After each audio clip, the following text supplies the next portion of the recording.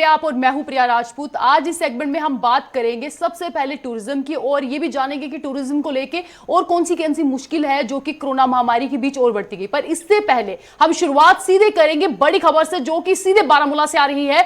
बड़ी खबर बारामूला से यह है कि वहां पर एक ग्रेनेड हमला हुआ है, जहां पर फिलहाल अभी तक इसके बारे में कोई जानकारी नहीं है कि हमले में क्या कुछ वहां पर नुकसान हुआ है। पर बड़ी खबर यह है कि बारामूला में जो ग्रेनेड हमला हुआ है, इस वक्त की बड़ी खबर है, ग्रेनेड हमले में फिलहाल किसी के हताहत होने की कोई जानकारी नहीं है। सुरक्षा बलों का तलाशी अभियान क्षेत्र में शुरू हो चुका है और आसपास में लोगों को भी वहां से दूर रखा गया है। इलाके में घेराबंदी कर दी गई है सुरक्षा बलों द्वारा। और बड़ी खबर सीधे बारामूला के खानपुरा क्षेत्र से आ रही है, जहां पर अभी कुछ देर पहले वहां पर ग्रेनेड से हमला हुआ है। यह हमला किसने किया है, ये इसके पीछे साजिश क्या थी, क्या कुछ मंशा थी, इसके बारे में कोई जानकारी फिलहाल अभी नहीं मिली है। पर सुरक्षा बलों द्वारा वहां घेराबंदी कर दी गई है और वहां पर तलाशी अभियान चल रहा है, जिसके बाद तमाम चीजें साफ हो जाएंगी कि आखिरकार किन कारणों की वजह से यह चीज निकल कर आई है। जहां पर ग्रेनेड हमला हुआ है, यह किस पर किया गया है, इसके बारे में अभी फिलहाल जानकारी नहीं है।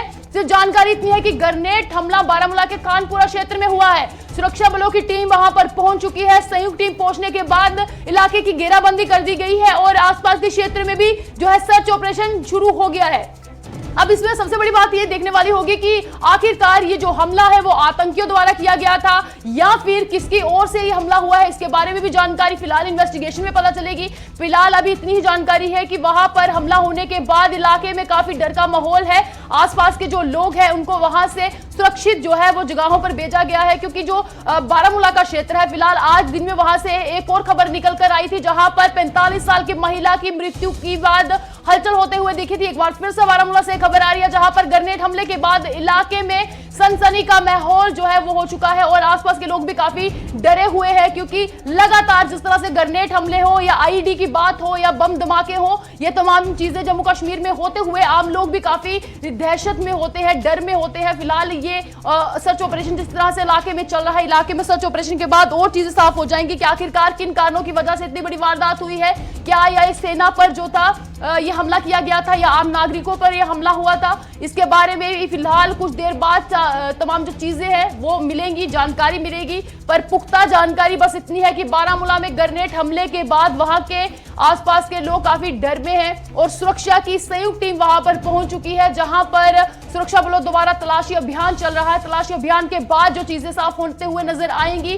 पर लगातार जिस तरह से जम्मू कश्मीर में आतंकी संगठनों की अगर बात करें तो कहीं ना कहीं वो आम लोगों को भी डराने के लिए इस तरह की वारदात करते हैं। पर इसमें दो एंगल दिखते हुए नजर आ रहे हैं, या तो सुरक्षा बलों पर यह हमला हुआ होगा या आम नागरिकों को डर में रखने के लिए हमला हुआ होगा, क्योंकि 15 अगस्त आने वाली है और जिस तरह से 15 अगस्त आने वाली होती है तो इस तरह की जो हरकतें हैं वो लगातार आतंकियों द्वारा कराई जाती है, ताकि जम्मू कश्मीर में अशांति फैले रहे। और वही सीमावर्ती इलाकों की बात करें तो वहां पे भी सीज फायर होता हुआ नजर आता है, चाहे वो आईडी की बात हो या बम धमाके हो। तो लगातार जो हमारे पड़ोसी जो मुल्क है पाकिस्तान, उस पर ही सारा जो है कह सकते हैं कि आशंका वहीं पे जाती है कि उसी द्वारा किया गया होगा, क्योंकि ड्रोन की भी खबरें आज देखने को मिली थी। ड्रोन के बाद ये दूसरी बड़ी खबर है जो जम्मू कश्मीर से आ रही है, क्योंकि इससे पहले किश्तवाड़ की बात जो थी वो आ रही थी। फिलहाल बादल फटने के बाद वहां पर भी जो तीसरा दिन है सर्च ऑपरेशन चल रहा है और जम्मू कश्मीर में 3 खबरें इस वक्त सबसे बड़ी है, जहां पर एक ग्रेनेड हमले की अभी फिलहाल में जो खबर आई है। इसके बाद अगर हम ड्रोन की बात करें तो ड्रोन पे भी 3 जगहों पर जो है आज सांबा डिस्ट्रिक्ट में देखने को मिला था। और 15 अगस्त आने वाली है, ये तमाम जितनी भी घटनाएं हैं कहीं ना कहीं 15 अगस्त के साथ देखी जा रही है, उसके साथ इसलिए देखी जा रही है क्योंकि 15 अगस्त जिस तरह से आती है तो तमाम आतंकी संगठन जो है वो सक्रिय होने की कोशिश करते हैं, वहां पर लोगों को डराने की कोशिश करते हैं। इस तरह की चीजें तभी होती है। फिलहाल बड़ी खबर जो थी वो सीधे बारामूला से आई थी।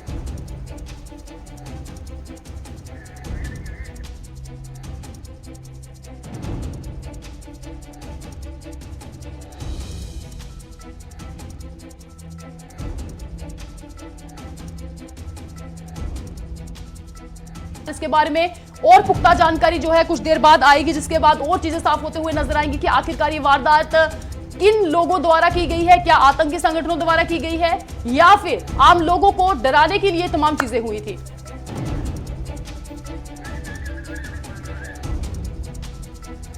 तो जम्मू कश्मीर में जिस तरह से ऐसी जब खबरें निकल कर आती है तो उसमें एक ही चीज साफ होती है, या तो सेना को निशाना बनाने के लिए आतंकी ऐसी वारदात करते हैं, या तो आम जनता को डराने के लिए ऐसी खबरें आती हैं कश्मीर घाटी से।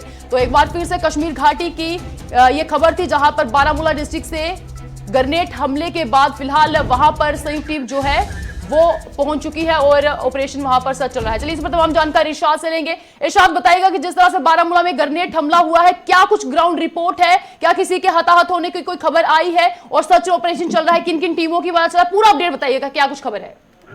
जी बिल्कुल प्रिया, अगर हम जिले बारामूला के खानपुरा इलाके की बात करें, खानपुरा इलाके के साथ एक ब्रिज है, सीमेंट ब्रिज के नाम से ये जाना जाता है, और इसके साथ साथ देखा जाए अभी थोड़ी देर पहले 10 मिनट पहले यहाँ पे एक ग्रेनेड हमला किया गया मिलिटेंट्स की तरफ से। हालांकि इसमें जो है 2 सीआरपीएफ एहलकार जो है जख्मी हो गए हैं। हालांकि उसके बाद जो है सिक्योरिटी एजेंसियां अलर्ट हुई है, और यहाँ पे सीआरपीएफ के साथ साथ जम्मू कश्मीर पुलिस, एसओजी, इसके साथ साथ 46 राष्ट्रीय राइफल, उसके साथ साथ जो एसएसपी बारामूला है रईस अहमद, वो खुद भी यहाँ पे पूरी तरह से मॉनिटर कर रहा है। इसमें जो है सीआरपीएफ के 2 लोग जो है, यहाँ से सबसे इंपॉर्टेंट बात बताइएगा कि क्या ये सेना पर हमला करने के लिए ग्रेनेड फेंका गया था, क्योंकि अभी तक ये जानकारी नहीं थी कि ये सेना पर था या आम लोगों को जो है निशाना बनाने के लिए था। ये चीज क्लियर करिएगा, इसके बारे में क्या जानकारी है।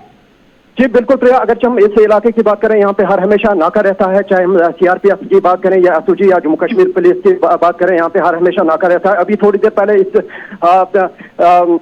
सीआरपीएफ के एहलकारों के ऊपर जो है ग्रेनेड दागा गया। इसमें जो है फिलहाल 2 लोग जख्मी बताए जा रहे हैं, उनको इलाज मुआवजा के लिए नजदीकी जो हॉस्पिटल है जीएमसी मेडिकल कॉलेज, वहां पे रेफर किया गया। फिलहाल जो है इस पूरे इलाके को गार्ड ऑफ किया गया है सिक्योरिटी एजेंसी की जानिब से, चाहे जम्मू कश्मीर पुलिस, एसओजी और 53 बटालियन सीआरपीएफ, और पूरी तरह से जो यहाँ पे जो है इस वक्त सिक्योरिटी एजेंसियां अलर्ट है, और पूरे जितने भी इंट्री एग्जिट पॉइंट्स है उनको सील किया गया। फिलहाल जो है ट्रैफिक को भी रोका गया। फिलहाल जो है मजीद जो है अपडेट हम जो है थोड़ी देर के बाद और देंगे, क्या अपडेट आएगा उसके हवाले से हम आपको आगाह करेंगे। बिल्कुल, तमाम जानकारी के लिए शुक्रिया। ग्राउंड रिपोर्ट में बने रहिए, फिर से आपकी ओर लौटेंगे। तो जिस तरह से इरशाद ने भी बताया, फिलहाल जो पूरी खबर है निकल कर आ रही है कि सेना पर ये जो है हमला किया गया था, जिसमें कि सीआरपीएफ के 2 जवान जो है वो घायल हो गए हैं, जो सीधे बड़ी खबर है, क्योंकि पहले इस चीज की पुष्टि नहीं थी कि किन लोगों को ये निशाना बनाने के लिए हुआ था, पर अब क्लियर हो चुका है कि ग्रेनेड जो हमला है वो सीआरपीएफ जो जवान थे उन पर फेंका गया था, जिसमें 2 जवान फिलहाल घायल बताए जा रहे हैं, और सर्च ऑपरेशन वहां पर चल रहा है और पूरे इलाके को घेराबंदी कर ली गई है। जो बड़ी खबर है सीधे बारामूला से थी। तो इसके बाद हम सीधे अब रुख करेंगे टूरिज्म का, क्योंकि जिस तरह से हमने आपको बता दिया कि बारामूला से क्या खबर निकलकर आई थी, इसी के साथ अब हम आज नवयुग में बात करने वाले हैं टूरिज्म को लेकर। क्योंकि टूरिज्म की अगर बात करें तो जिस तरह से जम्मू कश्मीर की इकोनॉमी जो है वो टूरिज्म पर बहुत ज्यादा डिपेंड रहती है, और 8% से भी ज्यादा जीडीपी जो है वो टूरिज्म पर जो है वो निर्भर रहती है। और वहीं अगर हम बात करें कोरोना महामारी के आंकड़ों की, जिस तरह से दूसरी लेयर में कोरोना महामारी के आंकड़े देखने को मिले थे, इस वजह से 1500 करोड़ का नुकसान हुआ है टूरिज्म को। अब इतना बड़ा नुकसान है, इसकी भरपाई कैसे हो सकती है, क्या पॉलिसीज होनी चाहिए, क्या पैकेज होने चाहिए, इस पर आज बात करेंगे। इस वक्त हमारे साथ हमारे जो गेस्ट है वो जुड़ चुके हैं। रंजीत कुमार रमन हमारे साथ जुड़ चुके हैं, जो असिस्टेंट प्रोफेसर है टूरिज्म डिपार्टमेंट के सेंट्रल यूनिवर्सिटी ऑफ जम्मू से। आज हम इनसे बात इसलिए करना चाहते हैं क्योंकि जब हम किसी इंटेलेक्चुअल लोगों से बात करते हैं तब हमें पॉलिसीज का पता चल पाता है, क्योंकि नेताओं से हम जब बात करेंगे वो सिर्फ ये बताएंगे कि हम काम करने वाले हैं, अब उनको किस तरह से बेहतर किया जा सकता है, क्या सुजेशंस हो सकते हैं, ये हम सीधे प्रोफेसर से ही जानते हैं। जी रमन जी, सबसे पहले तो आपका स्वागत है गुलिस्तान में। मेरी आवाज क्लियर है? जी बिल्कुल, आपकी आवाज आ रही है, और इसी के साथ आपका स्वागत भी है हमारे चैनल में। थैंक यू सो मच, आपने मुझे अपॉर्चुनिटी दिया। मैं गुलिस्तान टीम का अपने central university of Jammu, particularly department of tourism and travel management की बिहाफ से धन्यवाद देना चाहता हूँ कि इस क्राइसिस पैंडेमिक सिचुएशन में आपने बहुत ही रेलिवेंट इशू को डिस्कस और जी बिल्कुल रमन जी, इसी के साथ हम पहला जो सवाल है वो ये करेंगे, क्योंकि कोरोना महामारी, जी बिल्कुल कोरोना महामारी की अगर बात करें तो दूसरी लहर में जो कोरोना महामारी में जो नुकसान हुआ है वो 1500 करोड़ का नुकसान हुआ है टूरिज्म को जम्मू कश्मीर में। तो इस नुकसान से हम कैसे उभरे, क्योंकि दूसरी जो लहर थी वो अंतिम चरण में दिख रही है, अगर तीसरी लहर आती है तो दूसरी लहर से हम किस तरह से सीख सकते हैं, जो नुकसान हुआ है वो तीसरी लहर में ना हो, इसके लिए हमें क्या करना चाहिए, ये आपसे जानना चाहेंगे। बहुत ही रेलिवेंट क्वेश्चन है। इंटायर ग्लोब इस पैंडेमिक क्राइसिस से उभर नहीं पाया है। अगर हम मॉनेटरी वैल्यू में बात करें तो कंप्लीट कोलेटरल डैमेज है इकोनॉमी का, तो सिर्फ हम एक ओवरऑल ये ना देखें कि कितना करोड़ रुपए का नुकसान हुआ, बल्कि ये देखें लाइवलीहुड पे क्या इम्पैक्ट पड़ा है, साथ ही साथ डेस्टिनेशन की जो सस्टेनेबिलिटी है, जो सर्वाइवल है, वो भी अपने आप में एक चैलेंजिंग कॉन्टेक्स्ट में आ गया है। तो कुल मिलाकर के यहाँ पे एक बहुत बड़ा डिबेट का कॉन्टेक्स्ट बनता है, तो हम एक पॉलिसी लेवल पे, इम्प्लीमेंटेशन लेवल पे किस तरह का इंटरवेंशन करें। जैसा कि आपने क्वेश्चन पूछा, तो मुझे लगता है जो अभी जो सिचुएशन है उसपे टूरिज्म को हम इन टर्म्स ऑफ नंबर ना देखें, तो नंबर इंक्रीज हो जाए या बहुत ही ह्यूज इनफ्लो हो पर्टिकुलर डिस्ट्रिक्ट लोकेशन में, चाहे वो कश्मीर रीजन हो या जम्मू रीजन हो, अगर हम इसको एक कंप्लीट इकोनॉमिक कॉरिडोर के रूप में देखें तो सबसे पहले हमें डोमेस्टिक टूरिस्ट पे फोकस करना चाहिए, जो एक शॉर्ट होल ट्रेवल करे और शॉर्ट टाइम के लिए पर्टिकुलर डेस्टिनेशन पर रुके और उसका स्पेंडिंग जो भी परचेसिंग पावर है और जो भी नियर बाय डेस्टिनेशन है वहाँ पे वो जाएं और विजिट करें। इसके लिए हमें लोकल लेवल पे टूरिस्ट को ज्यादा प्रमोट करने की जरूरत है, क्योंकि अगर हम विजिट के स्प्रेड और आउटब्रेक की बात करें, इंटरनेशनल टूरिस्ट एक मेन स्ट्रीम एलिमेंट रहा है इस डिजीज को ग्लोबली स्प्रेड करने में। तो अभी हमारा सिचुएशन कुल मिलाकर के उतना अच्छा नहीं है जो हम इंटरनेशनल टूरिस्ट को बहुत ही ज्यादा स्प्रेड से अपने लोकेशन पे, अपने डेस्टिनेशन पे, पर डेस्टिनेशन डोमेस्टिक टूरिस्ट के लिए ओपन किया जा सकता है और वेरियस काइंड ऑफ टूरिज्म को प्रमोट करें, जैसे रिलीजियस टूरिज्म एक कैपिंग के साथ, एक लिमिटेड नंबर के साथ, एक स्टैंडर्ड ऑपरेटिंग प्रोसीजर्स के साथ डेफिनेटली हमें उसको होस्ट करना चाहिए। इस तरह से हम इकोनॉमी को एक स्टेडी वे में रिवाइव कर सकते हैं। बिल्कुल। और वहीं अगर हम जीडीपी की बात करें तो 8% का योगदान जो है वो उद्योग से आता है, जो कि पर्यटन उद्योग है। तो आपको क्या लगता है कि हमारे जम्मू कश्मीर के जो लोग हैं, जो इस दौरान काफी नुकसान उनको झेलना पड़ा है, तो सरकार की ओर से कौन सी स्कीम्स उनके लिए होनी चाहिए और कौन सा पैकेज होना चाहिए, क्योंकि उनकी यही मांग है। जिस तरह से दूसरी लेयर में अगर बात करें तो बहुत ज्यादा नुकसान हुआ था, कोई टूरिस्ट ज्यादातर यहाँ पर नहीं आए थे, तो बहुत सारी ऐसी चीजें थी जिसमें उनको फेस करना पड़ा। तो कहीं ना कहीं आपको लगता है कि कोई पैकेज उनके लिए भी होना चाहिए था, जो उद्योग से जुड़े हुए हैं, जो पर्यटन उद्योग से मैक्सिमम जो लोग जुड़े हुए थे? आप गवर्नमेंट से ये एक्सपेक्ट करते हैं गवर्नमेंट इकोनॉमी को, रीजनल इकोनॉमी को, नेशनल इकोनॉमी को रिवाइव करने के लिए स्टिमुलस पैकेज दे? डेफिनेटली ये नीड ऑफ आवर है और गवर्नमेंट इस दिशा में बहुत ही एग्रेसिव स्टेप ली है। इवन तो गवर्नमेंट जो माइक्रो, मीडियम और स्मॉल एंटरप्राइज है उसका सर्वाइवल कैसे कंटिन्यू करे, उसका सस्टेनेबिलिटी लॉन्ग टर्म में कैसे बने रहे, और जो टूरिज्म बेस्ड इकोनॉमी है, जैसे अगर हम वैली की ही बात कर ले, डेफिनेटली ह्यूज इकोनॉमी टूरिज्म पे बेस्ड नहीं है। There are multitude of factor stimulate the economy of Jammu and Kashmir region, but जहाँ तक टूरिज्म का एक अपना एक रोल है, उसमें वहाँ के जो लोकल वेंडर्स हैं, जो एंटरप्राइज ओनर है, डेफिनेटली उनको एक सपोर्ट, एक फाइनेंशियल सपोर्ट मिल।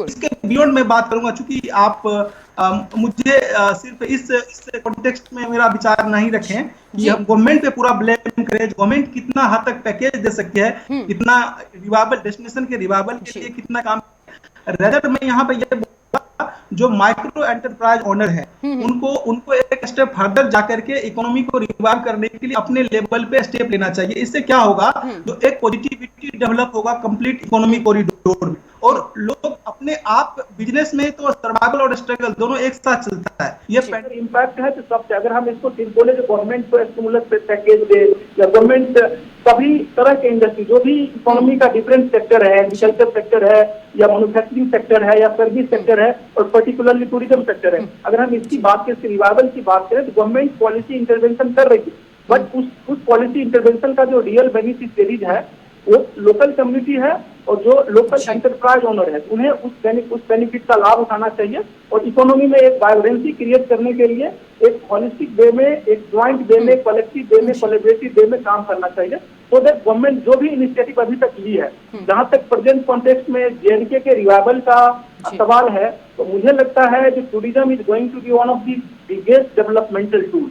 ये यहाँ की इकोनॉमी को ट्रांसफॉर्म करेगी और जो प्रेजेंट गवर्नमेंट और पर्टिकुलरली हमारे ऑनरेबल लेफ्टिनेंट कर्नल जी इस इकोनॉमी को रिवाइव करने के लिए बहुत ही मतलब इनोवेटिव स्टेप्स ले रहे हैं, तो डेफिनेटली इसका इम्पैक्ट पॉजिटिव ही होगा। जी बिल्कुल, आपने जिस तरह से सजेशंस दिए और जो चीज़ बताई वो बेहतरीन है। कहीं ना कहीं सरकार को कड़े संज्ञान पर लेना चाहिए ताकि जो टूरिज्म डिपार्टमेंट है या फिर जो टूरिस्ट से जुड़े हुए लोग हैं, जो जिनका रोजगार वहाँ से आता है, तो उनके लिए भी कोई बड़ी चीज़ निकल कर आए। चलिए, इसी के साथ हम दूसरे गेस्ट का भी स्वागत करते हैं। इस वक्त हमारे साथ चौधरी लाल सिंह जुड़ चुके हैं, जो फाउंडर है डोगरा स्वाभिमान संगठन के। इसी के साथ विभिन्न पदों पर भी वो रह चुके हैं और जम्मू कश्मीर में जिस तरह से उनका नाम हर कोई जानता है, तो आज इसीलिए उनको हमने इस सेशन में जोड़ा है ताकि उनसे हमें ये पता चल पाए कि जम्मू और कश्मीर दोनों में ही अगर हम बात करें तो टूरिज्म जो ज्यादा है वो कश्मीर घाटी की ओर जाता है और जम्मू के नाम पर 2-3 जगहें हैं जहां पर सिर्फ टूरिस्ट आते हैं। तो किस तरह से उसको डेवलप किया जा सकता है, इन चीजों पर हम जानते हैं।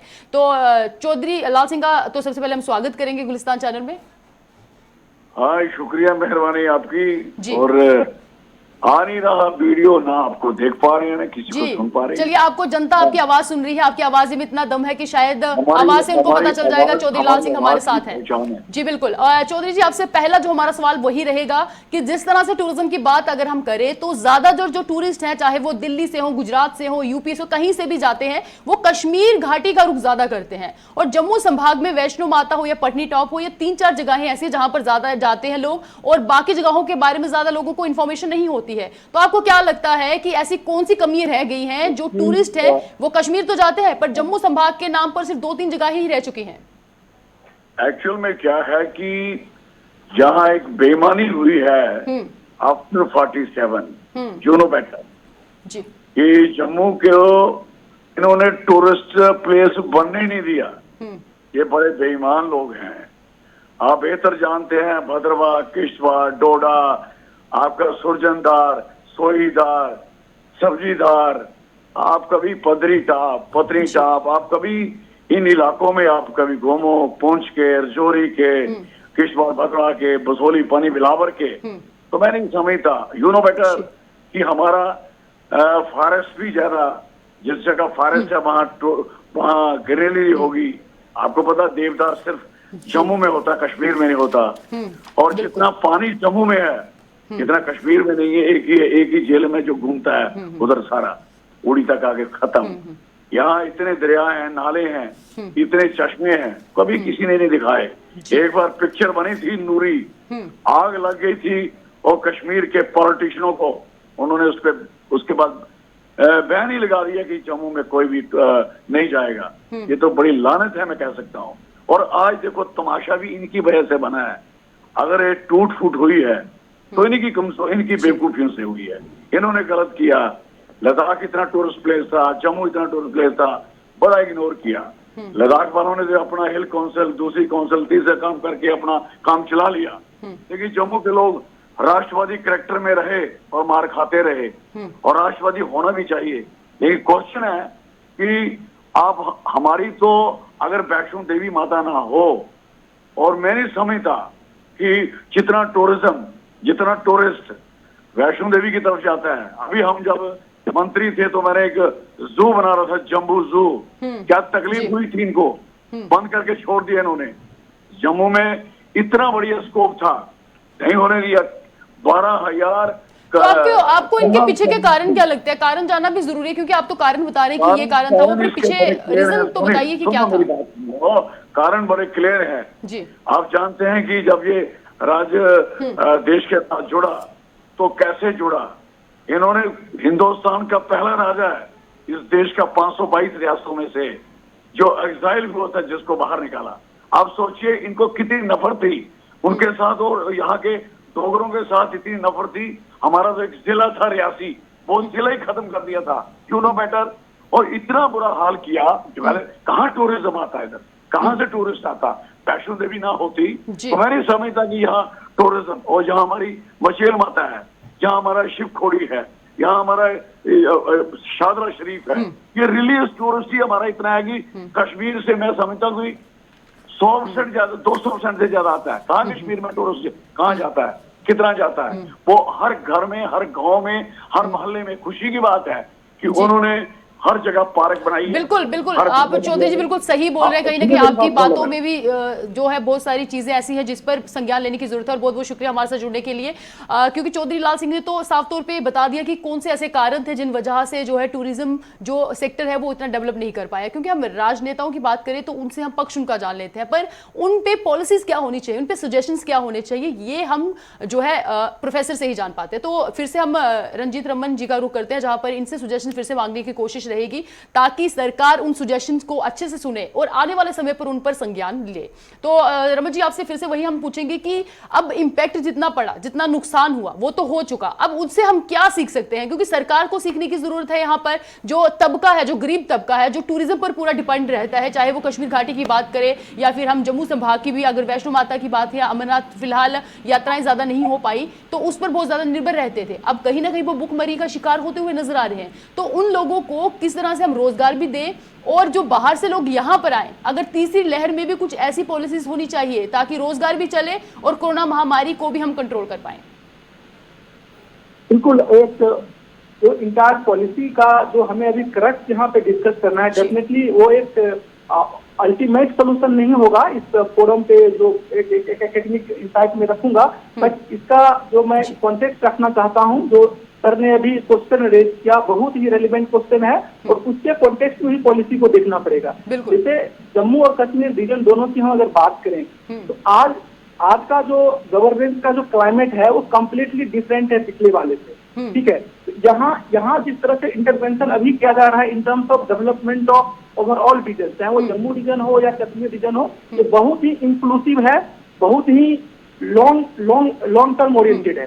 जहां तक जम्मू एक रीजन के रूप में नेग्लेक्टेड क्यों रहा, एंड जम्मू को कैसे पब्लिक पॉलिसी एजेंडा का मेन स्ट्रीम सेंटर बनाया जाए, कैसे इसी सेंटर हो डेवलपमेंट का, यहाँ के लोगों के एस्पायरेशन को फुलफिलमेंट करने के लिए दोनों रीजन, चाहे वो जम्मू रीजन हो, इनफैक्ट लद्दाख को भी लिया जाए अभी कॉन्टेक्स्ट में, तो किस तरह से लोगों के लाइवलीहुड को सस्टेन करें, किस तरह से पूरे रीजन का कलेक्टिव डेवलपमेंट हो। इसके कॉन्टेक्स्ट में अगर हम टूरिज्म के रोल को देखें और tourism related set of policies को देखना जरूरी है। जहां तक क्वेश्चन है जम्मू रीजन नेग्लेक्टेड रहा, बट अगर हम इसको और हॉलिस्टिक और वाइडर पर्सपेक्टिव में देखें, एक बात बहुत इंपॉर्टेंट है जो हम लोगों को being a local community of JNK समझना चाहिए। टूरिज्म का सर्वाइवल डिपेंड करता है जो पूरे इकोनॉमी में टूरिस्ट का लेंथ ऑफ स्टे कितना है। अगर हम देखें टूरिस्ट अराइवल का ट्रेंड देखें, डेफिनेटली आपको नंबर या बिल्कुल आपकी बात हम पूरी सुनना भी चाहते थे और भी बहुत सारे सवाल पूछना चाहते हैं, पर समय कम रह चुका है। अब सिर्फ आपको हम 2 मिनट देंगे, जहां पर एक आखिरी सवाल रहेगा कि 2025 तक सबसे मन पसंदीदा स्थल में जम्मू कश्मीर को भी एक लाना था, पर आपको क्या लगता है कि 2025 तक जो नीतियां बनाई गई थी उसमें मन पसंदीदा जम्मू कश्मीर रह सकता है पर्यटकों के लिए? बस ये आखिरी सवाल रहेगा। 2025 रिपीट करें अपने क्वेश्चन का। जी बिल्कुल, एक नीति बनी थी जिसमें कहा गया था कि 2025 तक सबसे मन पसंदीदा पर्यटक स्थलों में जम्मू कश्मीर रहेगा। तो आपको लगता है कि जो स्थिति यहाँ पर है वैसा होने वाला है? ऐसा होना ही पड़ेगा। मैं थोड़ा बात को कंप्लीट कर लूं, मैं अपने कॉन्टेक्स्ट को थोड़ा पूरा कर, 2 मिनट मुझे बस टाइम चाहिए जी। तो जो हमारा टूरिस्ट का इसी सेंटर है वो माता वैष्णो देवी है। उस नंबर को हम कैसे पूरे इकोनॉमिक कॉरिडोर में कैसे इकोनॉमिक कॉरिडोर में डिस्पर्स करें जिससे कि लेंथ ऑफ स्टे टूरिस्ट का बढ़े और जो लोकल लोगों का जो इन्वॉल्वमेंट है, जो इंगेजमेंट है, उनका लाइवलीहुड बढ़े और वही नंबर कश्मीर के भी सर्वाइवल में बहुत बड़ा कैटलिस्ट का काम करे। जहां तक अब गवर्नमेंट का कंप्लीट एम्फेसिस है कैसे जम्मू रीजन को टूरिज्म इंटरवेंशन से डेवलपमेंट करना है। नीति आयोग जैसे एजेंसी बहुत सारे प्रोजेक्ट फंडिंग की है recently. I am part of one of the project which is completely focus upon Jammu region. उसके तहत बहुत सारा ऐसा पॉलिसी है जिसमें जम्मू को एक बहुत बड़ा लीप मिलने जा रहा है और जम्मू एक वर्ल्ड क्लास रीजन के रूप में इमर्ज। देखो कि यहाँ पे प्लेंटी ऑफ टूरिस्ट डेस्टिनेशन है, डाइवर्सिटी है, कल्चर है। बहुत बहुत शुक्रिया आपका हमारे साथ जुड़ने के लिए, क्योंकि समय कम रह चुका है। इस मुद्दे पर बहुत सारे सवाल पूछे जा सकते थे पर समय कम है, तो बहुत बहुत शुक्रिया आपका हमारे साथ जुड़ने के लिए। तो जिस तरह से हमने आज रंजीत जो रमन है प्रोफेसर, उनसे भी बात करने की कोशिश की और चौधरी लाल सिंह से भी जानने की कोशिश की कि आखिरकार जो टूरिज्म है उनको किस तरह से बढ़ोतरी मिल सकती है और दूसरी लहर में जो नुकसान हुआ था वो तीसरी लहर में ना हो। फिलहाल अब ये देखने वाली बात होगी कि सरकार की ओर से कौन से संज्ञान लिए जाते हैं। आज की पेशकश में इतना ही, कल किसी नए मुद्दे के साथ फिर से लौटेंगे। मुझे दीजिए इजाजत, नमस्कार।